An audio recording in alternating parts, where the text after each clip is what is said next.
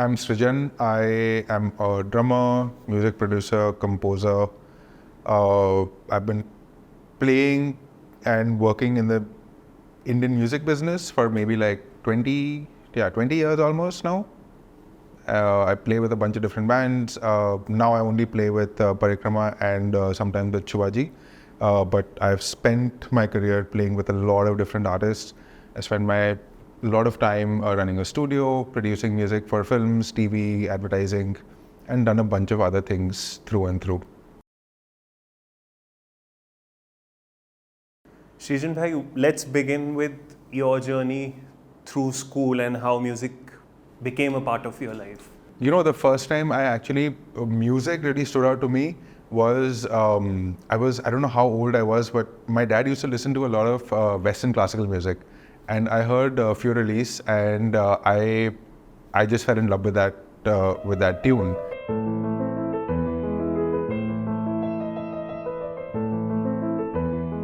And turns out that the next year, during summer break, I actually went my parents put me in like summer camp because I have 2 months I couldn't be sitting at home. So I went and I wanted to learn piano just because I wanted to play Few Release, obviously. And I went ahead and started playing piano. And it was really, really good. I did a couple of grades for piano as well, and it was very nice. I was having a great time. Incidentally, when I was about 14, we set up a small band in school. This was the first band that I ever played with, obviously the first kind of people that I ever played with. And this included Arsh from Fuzz Culture and from the circus and from whatever else. I was playing keyboards and we set up a band and we wanted to actually enter Ecstasy to play the competition. It turns out that at that time, we didn't have a drummer, our school didn't have a drummer, and Ecstasy rules said that you had to have the full band from the same school. So obviously we were whacking our heads against against a wall trying to figure out how to do this. But it turns out I went for another summer camp that summer, obviously, for learning piano, but there was a drum kit over there and I just sat on the kit and I started playing, and it turns out that I could play drums. So I was just like, okay, why should I play piano? Because we need drums more so for the competition. So that's how I started playing drums. And the first gig that I ever played was at Ecstasy in modern school. We won that competition also in the instrumental category and in the band category, simply because we played an own composition. And I don't know if we should have won because, Karan from Rigya, Karan was playing with DPS at the time. He was from DPS and he played, I think, Sach Boogie or one of the Satriani songs, and he nailed it. And we really thought that he was going to win, but somehow we won. And that's how I started playing music. The school band, I think, did pretty well.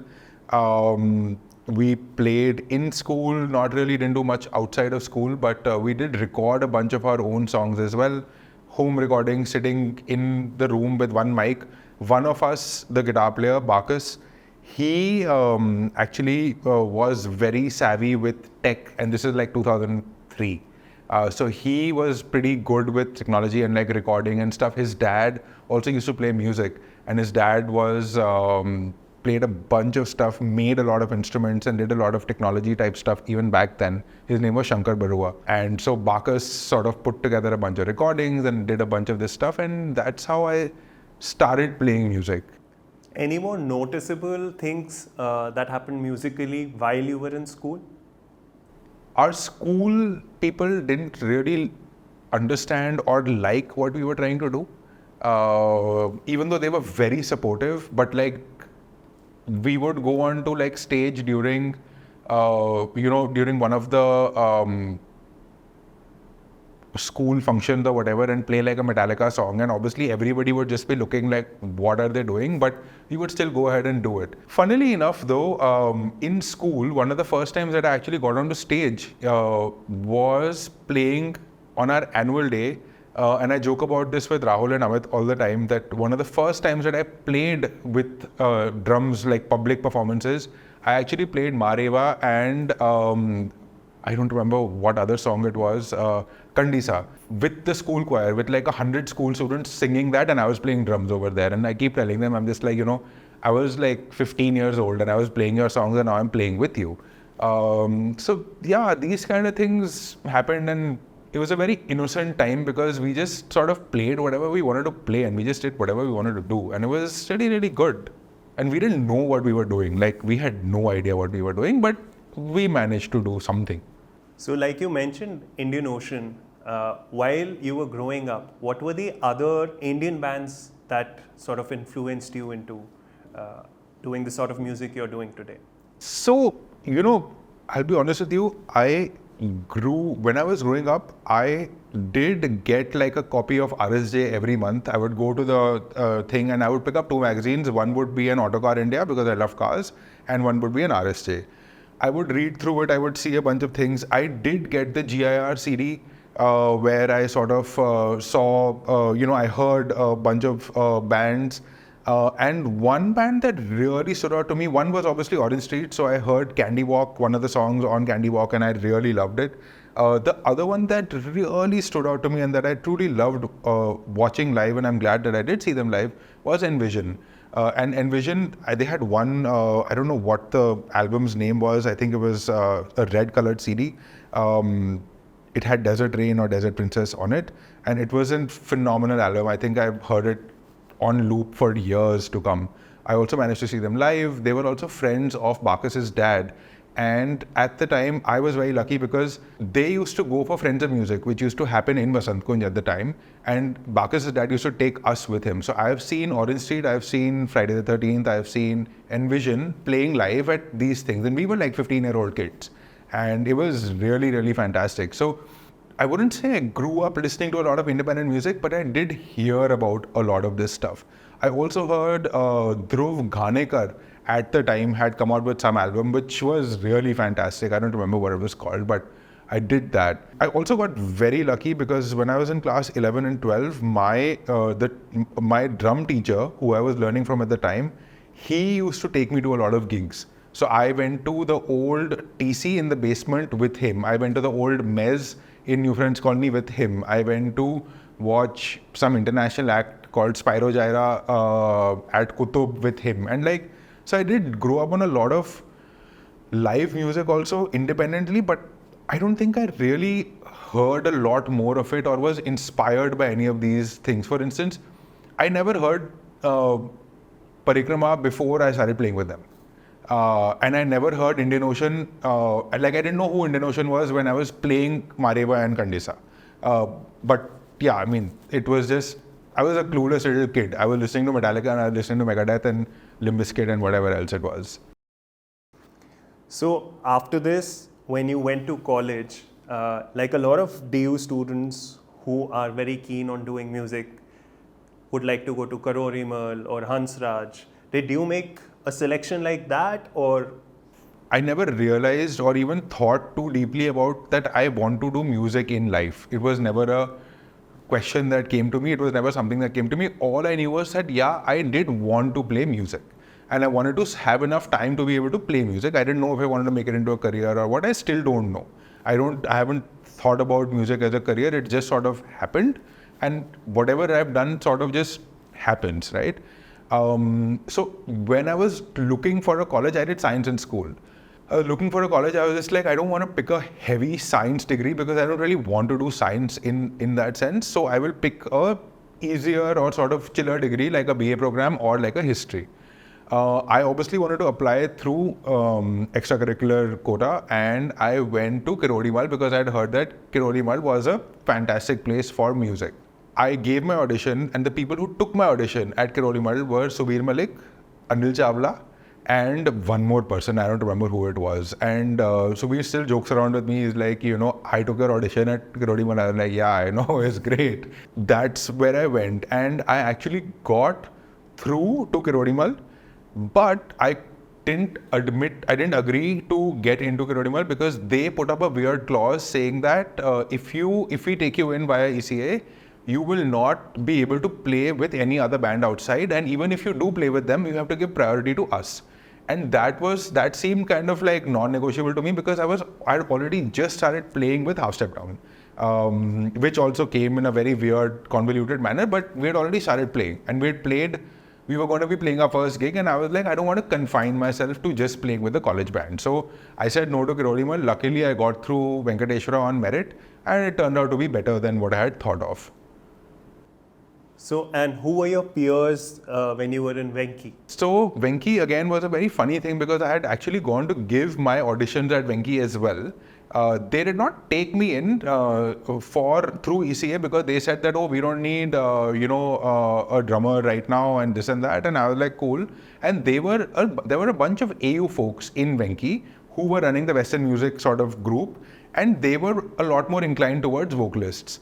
So I was like, that's fine. But then once I got through on merit, they found me in college and they were like, now you come and play with us. And I was like, no, now I'm not going to come and play with you. You didn't take me on this thing. So why should I come and play with you?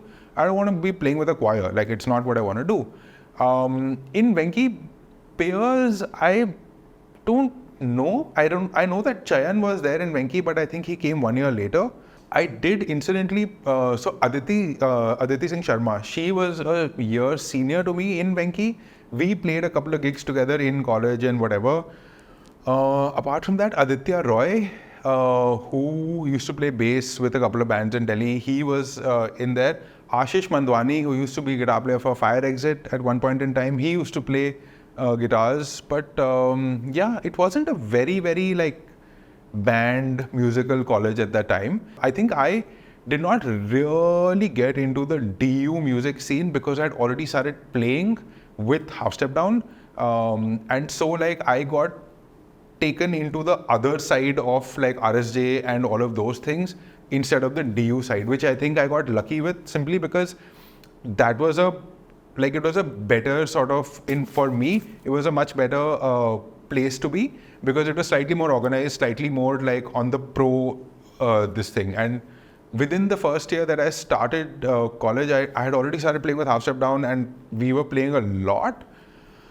Second year that in college, I had already started playing with Half Step, Cyanide. I was playing with Soap. I was playing with Soap is Arjun Sagar Gupta, Michelle, Gaurav Chintamani, Sid Mathur, and we used to play blues. So we started playing in second year, and second year is also when we went to Launchpad with Cyanide and Half Step Down and whatever. So I wasn't really into the DU circuit because I was already playing a lot outside of DU. So as you mentioned, Half Step Down was the first proper band that you had formed. Why don't you tell a little about Half Step Down?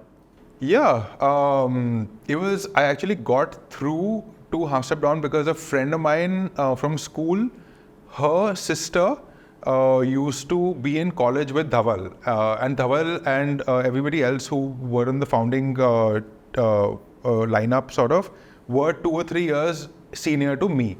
So Isha, who's Ria's sister, was in the same batch as them, and Isha told them that, this one kid is there and, if you're looking for a drummer, you should talk to him.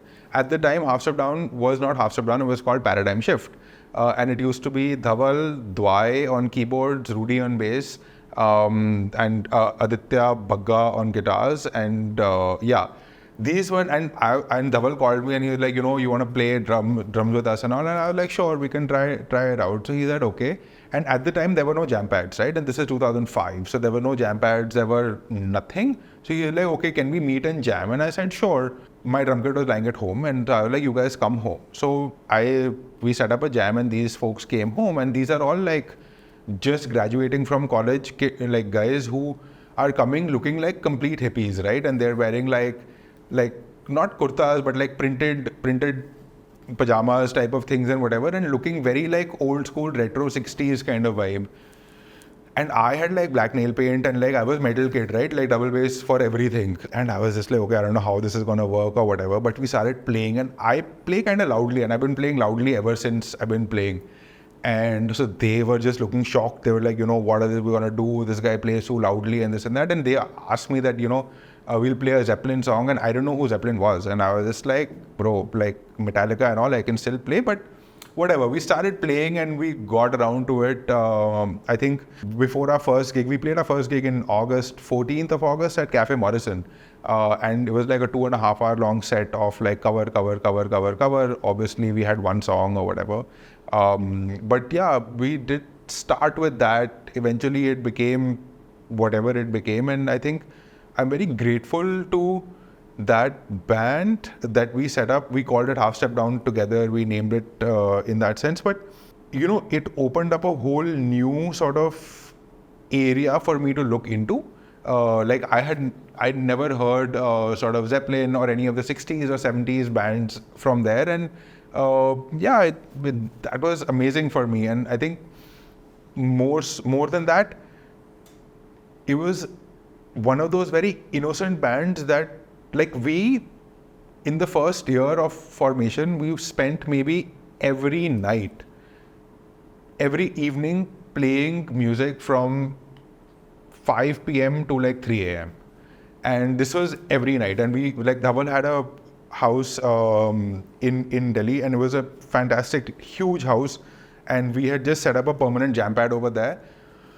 Every day, like, I would finish college and I would go to his house for maybe 3 months. I was living at his house. Like, I would sleep at his house. I would wake up in the morning, go to college, come back from college. We would play music all evening, all night, play football outside, just hang out, like, spend a lot of time together, drink a lot. Like, these days to drink a lot in the evening, whatever it was. Finish that, and that's what we did. So, and there was a beautiful thing that had started at that point of time, like independent music was getting a lot of screen time as well. And you just mentioned Launchpad. Right. So, how was that?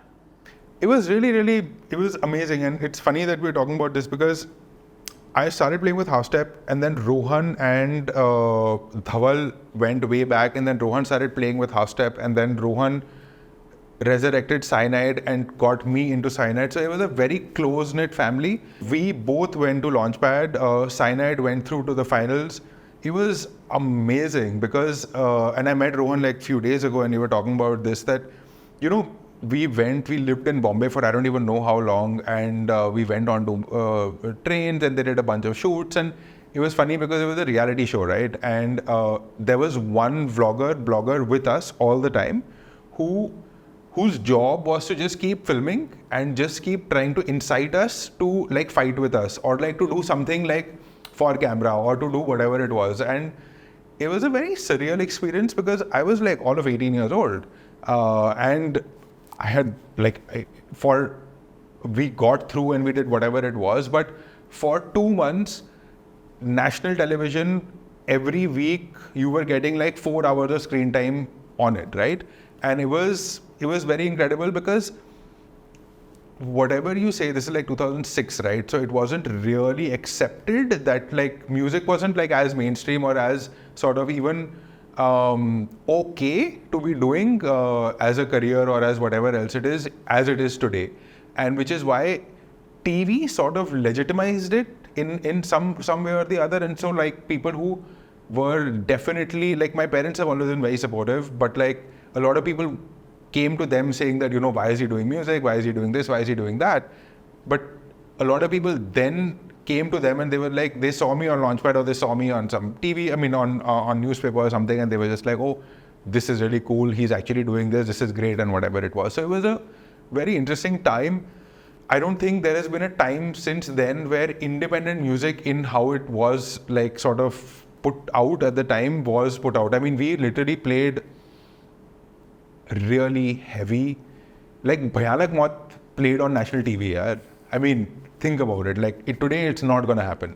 So other than the two bands you were playing with, how was your interaction with the other bands who were competing, and any crazy memories you have from that particular period? Yeah, I think so. Half Step Down got out in the prelims only, right? But Cyanide went through till the end. I remember when the final concert was happening at Hamsat Bani in Delhi. So Cyanide was backstage, and we were very tight with Half Step, so we got Half Step Down backstage as well. And Half Step Down was partying backstage, and we got, like, everybody was drunk by the end of it, and it was a really interesting time because weather was great. I remember it started raining, people got electrocuted in the gig. We were playing and we saw somebody getting electrocuted, and we just looked over there and we were like, do we need to stop? And they were like, no, keep going. And it was insane. I remember on the day of Launchpad, Sanchal, Super Fuzz were the ones who were playing also, and they eventually went ahead to win it, I think. But Sanchal was very particular, and he wasn't happy with the amp that the backline had gotten. So he actually drove back from Hamsadwani to his house to get his own amp after soundcheck and before the gig, and he actually got delayed. So they had to switch slots because he hadn't made it back in time with his amp. And I was just very innocent, good times. So, and when did Parikrama happen to you? So first two years of college, I was playing with a bunch of these bands. There was Soap, there was Half Step Down, there was Cyanide. I also had done some filler gigs with Hypnosis. I did some sessions with maybe Super Fuzz, I don't remember. But all of this was happening, and I was pretty busy because those times there were a lot of like small gigs that were happening, right? Like RSG used to have at least like 2 gigs a month, and they were the only 2 gigs, but somehow they really liked Half Step, and we used to play a lot of gigs at the time. So I think we played a bunch of stuff all from first year, second year, third year of college for me. And then somewhere in third year of college, I think it was October. Yeah, it was October, definitely. October 2007, I get a random call one day from Subir saying that, I'm Subir, and we're looking for a new drummer. I play with Parikrama, and will you come and give an audition? And I was like, sure. And I had no idea. Okay, I mean, I knew Parikrama, I had heard about them, but it wasn't like I hadn't ever heard any of the music. I didn't really know what was going on. We had in fact opened for Parikrama at one of their warm-up gigs before they had gone to Donington. And I knew that they had gone to Donington and played Donington. I was at the Iron Maiden gig the same year in Bangalore. But I missed Parikrama's set because I was too drunk and I passed out. And I couldn't watch their set. And my friends finally woke me up for Maiden. But I couldn't be up for Parikrama because I was like, Acha, who's going to watch opening act and all, whatever, it's fine. I'll watch Maiden. That's how Parikrama, like I got a call and they were like, okay, will you come, this, that, the other. I said, sure. So I turned up at the audition, and I remember one of the first songs I ever played was, I think it was Highway to Hell, if I'm not mistaken. And Sonam just looked at me and he was like, bro, बहुत loudly बजा रहा है, थोड़ा आराम से बजा ले. And I was just like, okay, it's fine. Yeah, I mean, I think the first audition happened, and so we were like, yeah, I think this is cool. And this is like 15th or 17th of October, and he's like, सही है, but 26 अक्टूबर को gig है हमारा, और फिर 26 को mica में gig है, और 28, 29, 30 को we are going on a northeast tour. So will you come with us and we can see if everything works out or not? And I was like, sure. So with 1 week of rehearsal, I learned, I don't know how many, like 30, 40 songs. And I went to play the Mica gig, which is my first gig with Parikrama. And I reached Mica, we did our sound check, everything else. And I was not used to like traveling like this, right?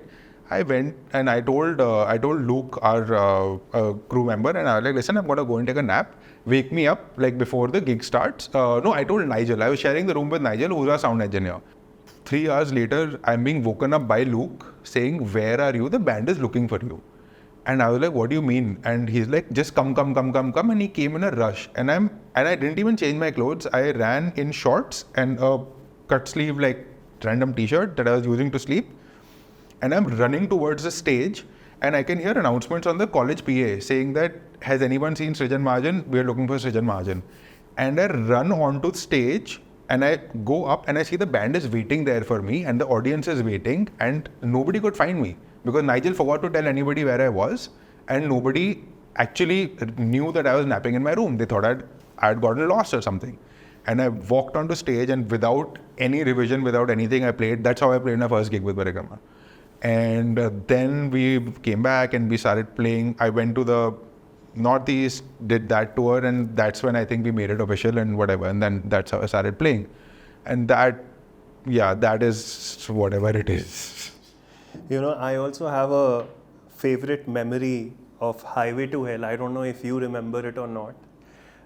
There was a gig you guys were playing in Goa, and at that point of time, I was teching for Parikrama. And your snare stand height broken. And everybody who knows you knows how loud you can get.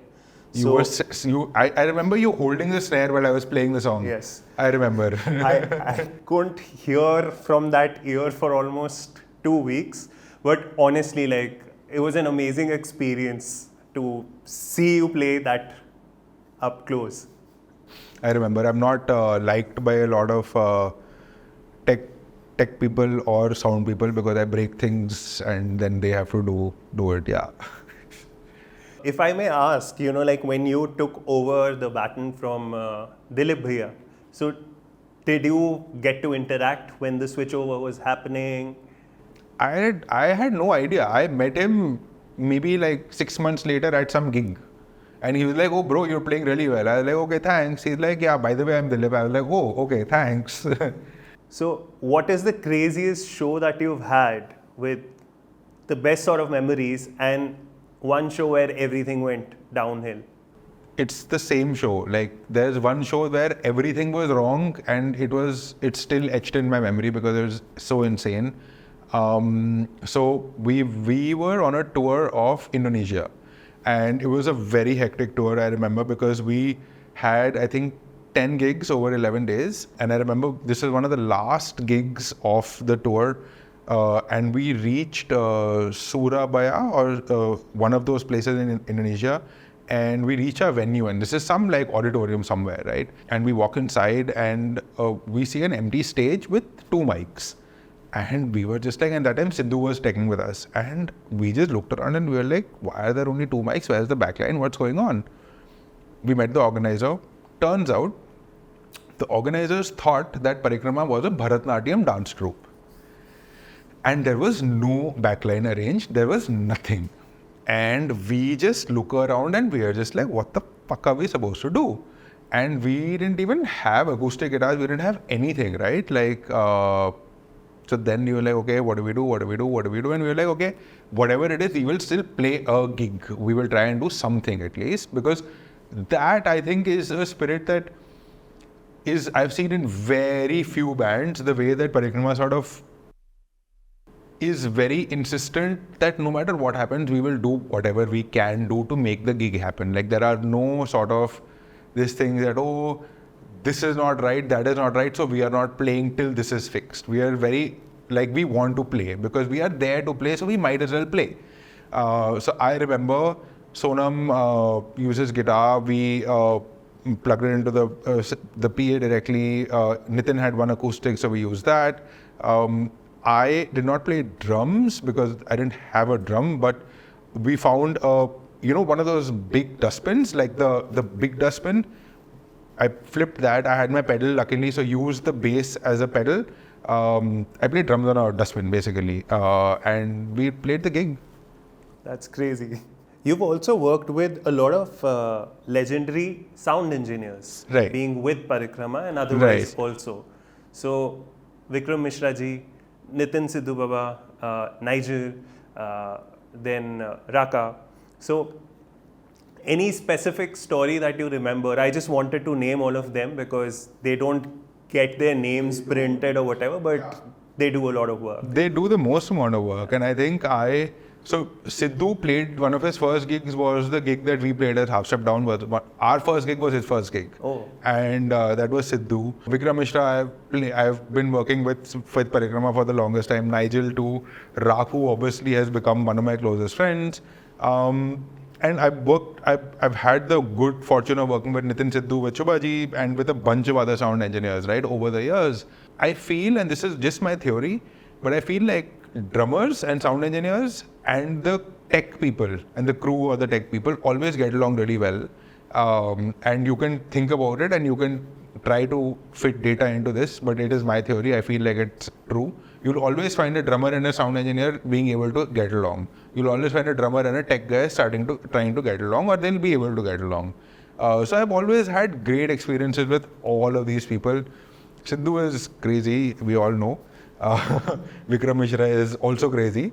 With Vikram Mishra, I think I've had some crazy experiences outside of gigs because he's just like that. But yeah, Nigel, I told you the craziest thing. He forgot that I was sharing a room with him and sleeping in the room. Raku is just Raku. So in a lot of gigs, while the gig is going on and I'm playing a song, he will actually put on his talkback only in my ears and start talking to me. And he'll be like, कि अच्छा रात को खाने में क्या खाना है? अच्छा gig खत्म हो जाएगी, क्या खाएं आज? चिकन सैंडविच खाएं कि दाल और रोटी खाएं? And I'm just like, भाई मैं gig बजा रहा हूँ, क्या कर रहा है? And he does this.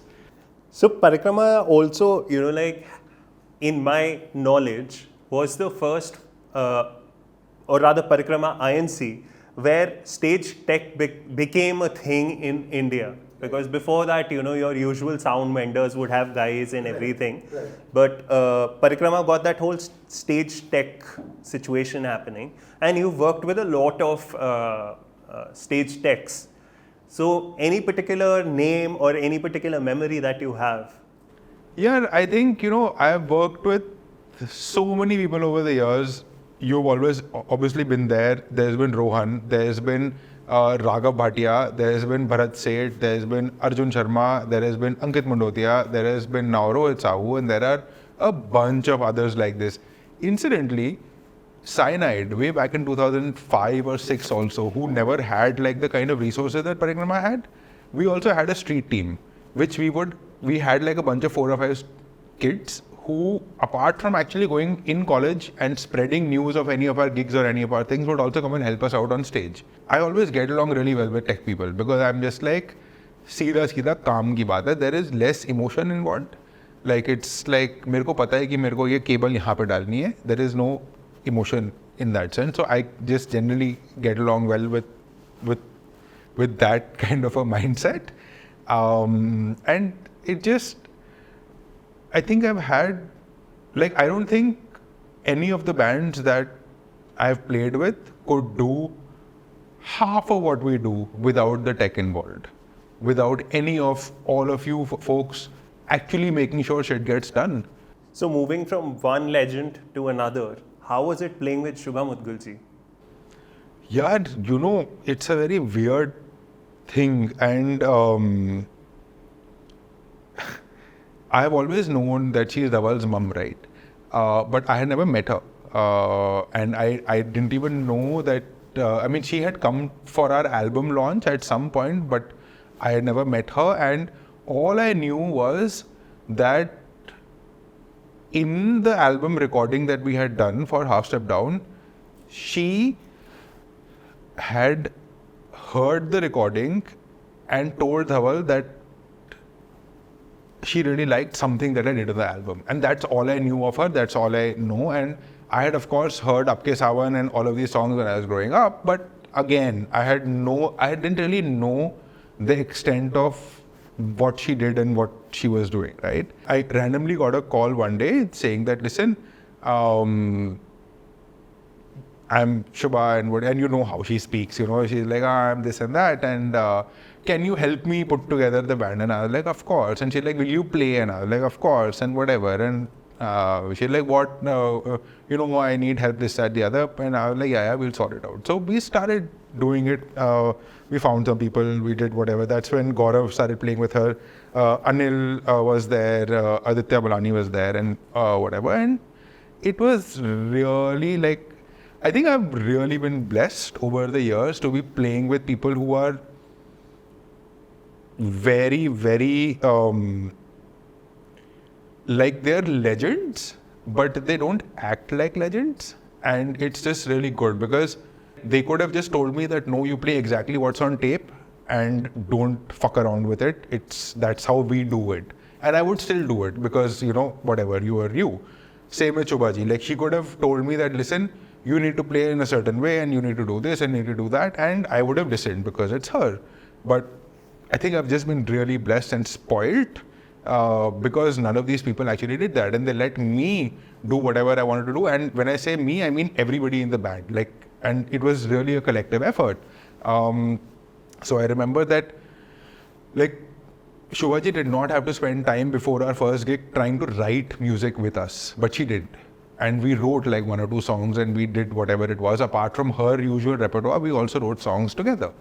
And I played as loudly as I play in a normal gig with her, and she was okay with it. And if she wasn't, she didn't say anything to me. But she seemed okay with it, and whatever. And so it's been fantastic. Like I'm very grateful for having the kind of people that I worked with, and she is honestly like I think more than actually, like, music is not what I've learned the most from her in that sense. I have learned how to be a better person. I have learned about ethics, and I have learned about just how to be nice. Like, and she is one of those people. Like, she is just.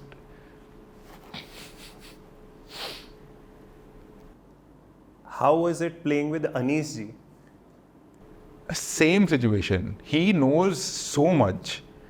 Shubhaji knows so much, and they don't, like, they will listen to you. Like, I have worked with Anish ji on a bunch of the serendipity projects, and as a producer, as an arranger, you know, I took some calls that might not have been good or whatever it was. Or I mean, might not have been good in the sense that they might have been slightly left of field or whatever it was, but so supportive. Never saying that, oh no, don't do this, do it like this, do it like that. Very supportive, very just, yeah, all of these people took chances on me when they did not have to. They had no reason to believe in me, but they did. And it was just, I will forever be indebted to all of them, whether it's Parikrama, whether it's Shubhaji, whether it's Anish, all of these folks. Okay, jumping. You've opened for Iron Maiden. You've opened for Deep Purple. Which one was the bigger thing for you? Iron Maiden. Like, I was like a 20-year-old dude, like, opening for a band that I had been listening to for the past 10 years. You know, like a band which had Eddie, a skeleton across all, like, sort of t-shirts, and like the only t-shirt you used to get back in the day at Clyde's were Iron Maiden t-shirts. Yeah. So, and they were the only ones that used to look really good, because there wasn't Cannibal Corpse one, because Cannibal Corpse also had some blood and gore and all. Iron Maiden also had so much gore, right? Or like Eddie was there and whatever. And Iron Maiden was huge. Deep Purple was cool, but I've never been a huge Deep Purple fan. Like, I listen to 5 songs, I know 10 songs, but never been that big. Okay, so this is like the favorite part of the questions that I ask. If you had to pick any one song, anywhere, like it could be an international act or whatever, what would that one song be? For what? To listen to? To play. To play? Yes. Wow. Bro, so difficult. Any one song to play? Kashmir? Okay. By Zeppelin? Awesome. Beautiful song. Now, other than the members or the musicians that you've already played with, they could be existing musicians, they could be musicians from the past. You create a lineup, like a dream team, with whom you could play that song. So, obviously, you're on the drums. Right. I will get Slash on guitar. Okay. I will get Jimmy Page on guitar. I will get Chris Cornell on vocals, and I will get, for bass, John Paul Jones. Yeah. And if you had to do the same thing for the Indian circuit? Who I play Kashmir with? Yes. Parikrama. No, you can't pick anyone. I will choose only Parikrama. I think we play the song really well. Fair enough. Srijan bhai, it's been lovely having you, and it was good fun. Honestly, it was good fun. Thank you so much for your time. Thank you.